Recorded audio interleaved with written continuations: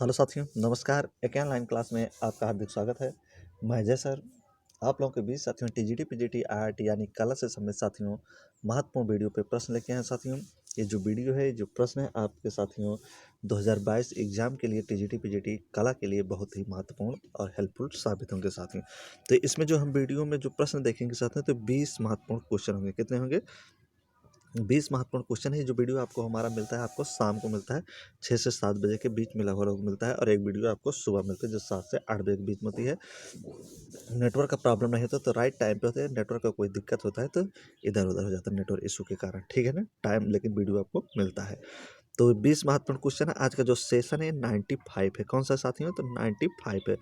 उम्मीद है कि 94 तक जो सेशन चला है, जो क्लास चला है, आप सारे मित्र उसे देखेंगे। जो नहीं देखे हैं तो प्ले स्टोर पर जाके वीडियो को देख सकते हैं साथियों।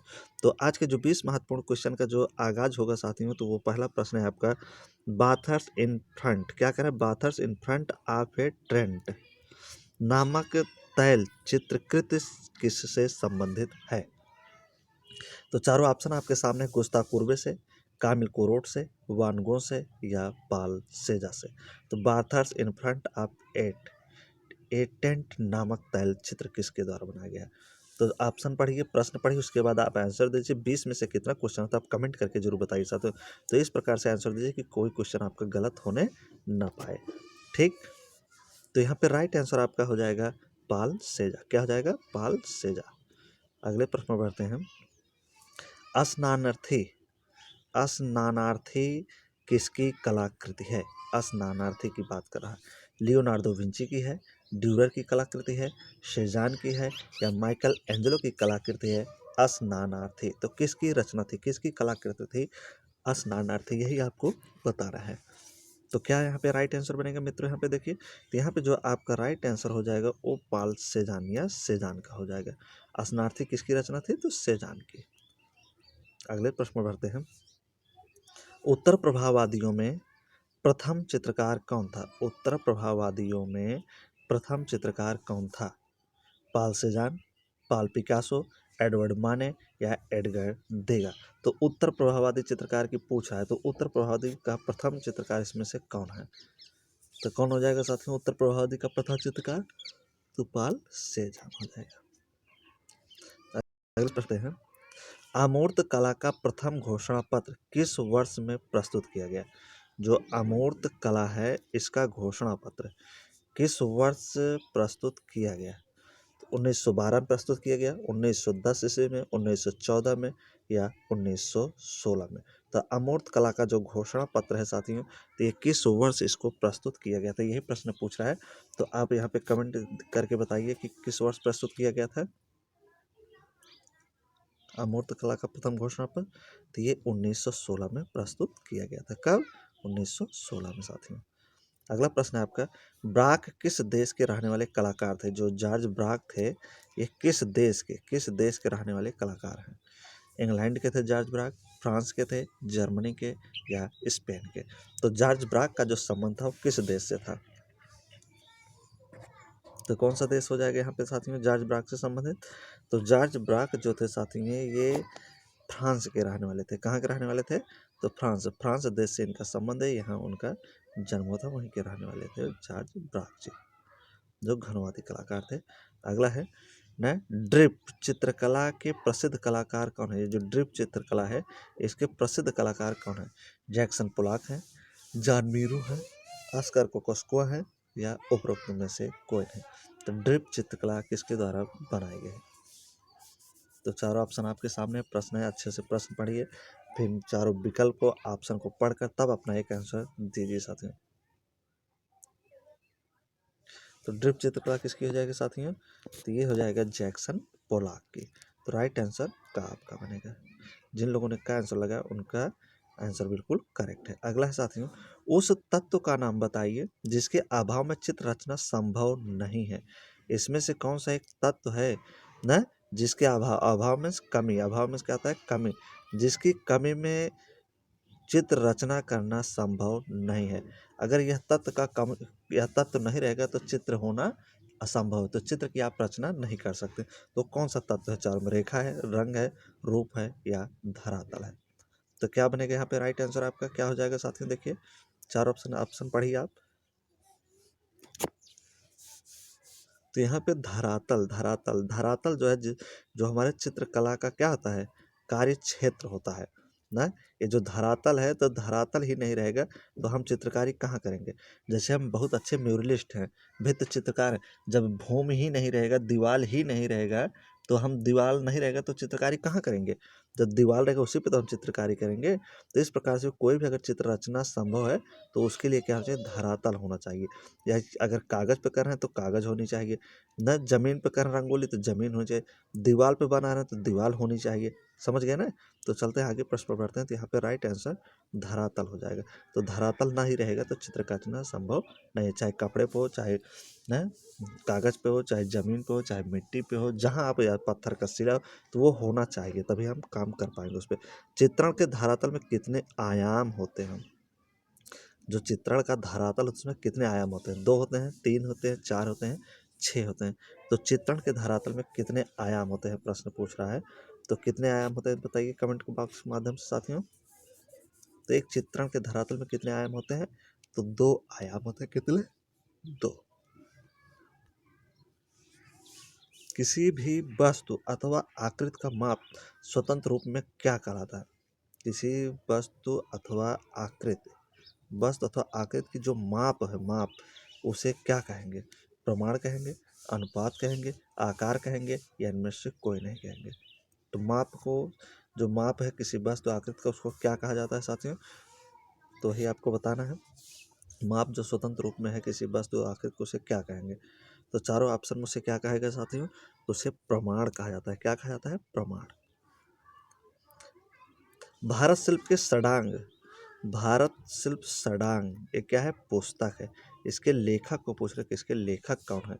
भारतीय शिल्प षडांग जो पुस्तक है, तो इसके लेखक कौन है? यामिनी है, सीताराम कांत है, अवनींद्रनाथ टैगोर है, या गगनेंद्रनाथ टैगोर है? तो दीजिए कमेंट के माध्यम से आंसर अपना डालिए यहाँ पे। तो क्या राइट आंसर बनेगा साथियों? तो भारतीय शिल्प षडांग के जो पुस्तक हैं, तो ये अवनींद्रनाथ टैगोर है। क्या है साथियों? तो अवनींद्रनाथ टैगोर है भारतीय शिल्प षडांग के पुस्तक के लेखक। ठीक। और षडांग और किसके द्वारा लिखा गया? जयमंगला यशोधर पंडित के द्वारा भी लिखा गया है। ठीक। लेकिन यहाँ भारतीय शिल्प के षडांग जब आएगा तो अवनींद्रनाथ रहेंगे, यहाँ पे यशोधर पंडित नहीं रहेंगे, तब अवनींद्रनाथ टैगोर बनेंगे आपके उत्तर। ठीक। अगला है आपका, विष्णु धर्मता पुराण लिखा है। तो जो विष्णु धर्मता पुराण है, इसको किसने लिखा है? बाणभट्ट, मार्कंडेय मुनि, भरत मुनि, या अभिनव गुप्त ने? तो विष्णु धर्मता पुराण को किसने लिखा है? तो विष्णु धर्मता पुराण को किसने लिखा है साथियों? तो मार्कंडेय मुनि द्वारा लिखा गया था विष्णु धर्मता पुराण। अगले प्रश्न पढ़ते हैं। कांच से फ्रेम करा के रखा जाता है। कांच से फ्रेम कराकर किसे रखा जाता है? क्या चीज़ है जिसे कांच से फ्रेमिंग करा कर उसके रखा जाता है? जल रंग, तैल रंग को, क्रेयॉन पेस्टल को, का तथा गा दोनों को? कांच से फ्रेम कराकर किसे रखा जाता है? कौन सा एक चित्र रचना है? यहाँ पे राइट आंसर क्या होगा साथियों? क्या राइट आंसर है? तो का और ख गा दोनों को, का हो जाएगा और गा, इन दोनों को, जल रंग और क्रेयॉन पेस्टल को क्या करते हैं? फ्रेम में, कांच की फ्रेम में सजा के रखा जाता है। तो राइट आंसर आपका घा हो जाएगा। फ्रेंच सेको पर वार्निश की जाती है। फ्रेंच सेको पर वार्निश की जाती है। डाबर varnish, wax varnish, copal varnish, या उपरोक्त में से तीनों? तो फ्रेंको सेको पर कौन सी वार्निश की जाती है, यही पूछ रहा है आपका। फ्रेंको सेको पर, तो फ्रेंको सेको पर कौन सी वार्निश की जाएगी साथियों? तो वैक्स वार्निश। क्या किया जाता है? Wax varnish.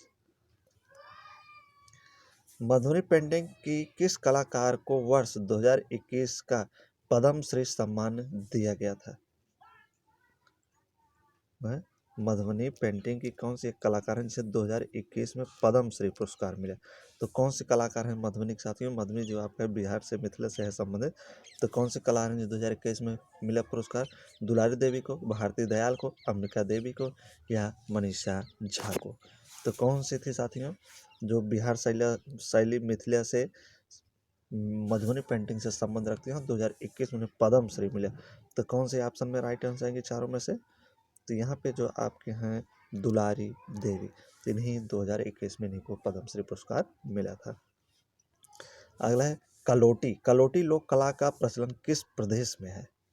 ये जो कलोटी क्या है, एक लोक कला है साथी। तो इसका प्रचलन किस देश में या प्रदेश में पूछ रहा है, किस प्रदेश में है? महाराष्ट्र में, गुजरात में, बंगाल में या राजस्थान? तो किस प्रदेश में हुआ है कलोटी लोक कला का प्रचलन? तो कहाँ हो जाएगा साथियों कलोटी का प्रचलन? तो कहाँ हो जाएगा? तो इसका जो प्रचलन होगा साथियों कहाँ हो जाएगा बताइए आप लोग कमेंट के माध्यम से। तो ये गुजरात में। कहाँ हुआ था कलोटी का संबंध? तो गुजरात से है। अगले प्रश्न बढ़ते हैं। एरण से प्राप्त वाराह नामक मूर्ति के निर्माता हैं। एरण से प्राप्त वाराह की जो एक मूर्ति थी उसके निर्माता, उसके बनाने वाले कौन है? वाराह को। तो रामकिंकर वैज है, शंकर चौधरी है, धनराज भगत है या धान्य विष्णु है? तो कौन हो जाएंगे? वाराह को बनाने वाले साथी की मूर्ति थी, तो इसके जो निर्माता इसको बनाने वाले जो हो जाएंगे आपके कौन हो जाएंगे? तो धान्य विष्णु हो जाएंगे। अगले प्रश्न बढ़ते हैं। सर्वाधिक सोने के सिक्के जारी किए। सर्वाधिक यानी सर्वाधिक सबसे ज्यादा सोने के सिक्के किसके सिक्के? तो सोने के सिक्के किसने जारी किया? सोने के सिक्के सबसे ज्यादा मौर्यों ने, सातवाहनों ने, गुप्तों ने या यूनानियों ने? तो सबसे ज्यादा सोने के सिक्के किसने जारी किए?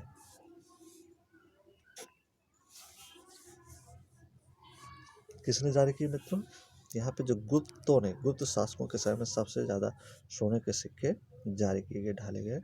अगला है आपका हिंदू मुस्लिम एकता का प्रतीक सुलहकुल उत्सव का आयोजन किया जाता है। जो हिंदू मुस्लिम एकता प्रतीक का जो सुलहकुल आयोजन उत्सव है, इसका आयोजन कहाँ किया जाता है सुलहकुल उत्सव का? आगरा में, अलीगढ़ में, इटावा में या बाराबंकी में? तो कहाँ पे किया गया था साथियों? इसका जो आयोजन किया गया था साथियों, ये आगरा में किया गया था। हिंदू मुस्लिम एकता का जो सुलहकुल का प्रतीक है उत्सव मनाया जाता है, तो ये आगरा में मनाया जाता है। अगला है आपका सुविख्यात चित्र सत्यम शिवम सुंदरम की रचना किसने की थी? सुविख्यात चित्र है सत्यम शिवम सुंदरम ना, तो इसकी रचना किसने किया था? महेंद्र नाथ सिंह, नंद किशोर शर्मा, शिव नंदन नौटियाल, विश्वनाथ मेहता? तो कौन हो जाएंगे यहाँ पे? कौन राइट आंसर बनेंगे साथियों? तो यहाँ पे जो आपके राइट आंसर बनेंगे ये हो जाएंगे आपके शिवनंदन नैटियाल जी। तो जिन लोगों ने राइट आंसर ग लगाया उनका साथियों बिल्कुल करेक्ट है। तो अगले प्रश्न में बढ़ते हैं। ये लास्ट क्वेश्चन होगा आपका 20 का। निम्नलिखित में से कौन सा एक पुरातत्व संबंधी स्रोत नहीं है? इनमें से कौन एक पुरातत्व संबंधी स्रोत नहीं है? नहीं है, ध्यान देना है। अभिलेख है, मिट्टी के बर्तन है, सिक्के हैं या ऋग्वेद है? तो इनमें से कौन एक पुरातात्विक संबंधी स्रोत नहीं है?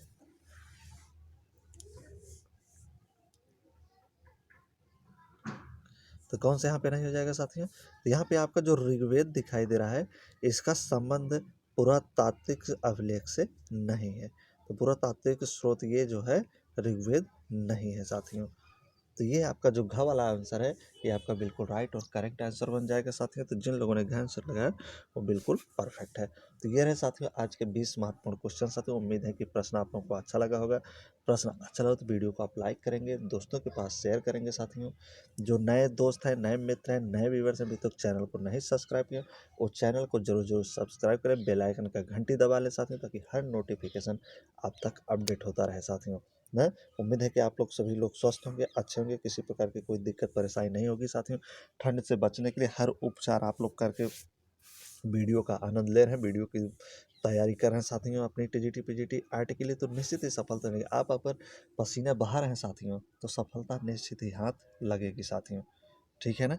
तो लग कर जम कर बस 1 से 2 महीने जो रहेगा एग्ज़ाम होने का समय भी, तो कोई नोटिफिकेशन नहीं आ पाया है।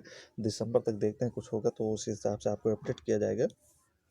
तो लगे रहिए। अगर एक भी दिन आप अपनी पढ़ाई से वंचित हैं तो मन इधर-उधर हो जाता है, तो इसलिए हटना नहीं है। मन को आपको लगाए रखना है अपने बुक से, किताब से। तो आप अपना दोस्त इसी को ही बनाइए, बुक को बनाए रखिए 1-2 महीने, निश्चित ही आपको सफलता मिलेगी, आप सफल होंगे साथियों, ठीक ना? तो अपनी जो एक कश्ती है, नाव है, इसको आप बचा के रखना है, इसको भंवर में न बहने देना नहीं, तो थाम के अपने हाथों में दबा के रखना है, तो निश्चित सफलता मिलेगी साथियों न। तो ना दिक्कतें ना परेशानी, तो क्या मजा है जीने में। तो दिक्कत परेशानी तो उठाना होगा, रात जागना पड़ेगा, दिन में मेहनत करना पड़ेगा साथियों न। तो इसलिए कहते हैं ना दिक्कतें ना परेशानी, तो क्या मजा है जीने में। आंधी तूफान भी थम जाएगा जब लक्ष्य आपका आपके सीने में बना के आप रखेंगे, अपने टारगेट, अपने गोल 148 को फतेह करने का, अपने एक सीट हासिल करने का, अपने सपना पूरा करने के लिए। तो दीजिए इजाज़त साथियों, जब तक नेक्स्ट वीडियो के साथ मिलेंगे, तब तक के लिए बहुत बहुत धन्यवाद, बहुत बहुत आभार।